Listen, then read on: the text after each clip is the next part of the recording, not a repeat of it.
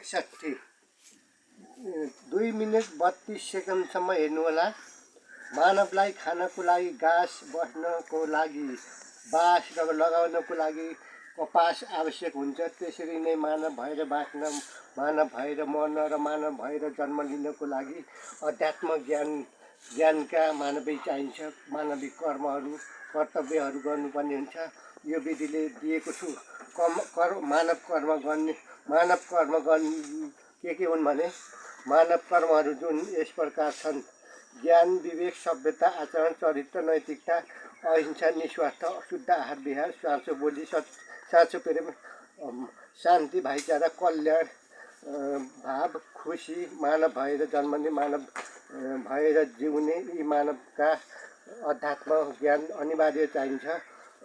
अध्यात्म नभई मानव जीवन पनि रहँदैन र अध्यात्मलाई मानवले 1 नम्बरमा राख्नुपर्छ अनि जीवनलाई दोस्रो नम्बरमा राख्नुपर्छ। लर्ड शिव सत्य फल वास्तविक पर्वत।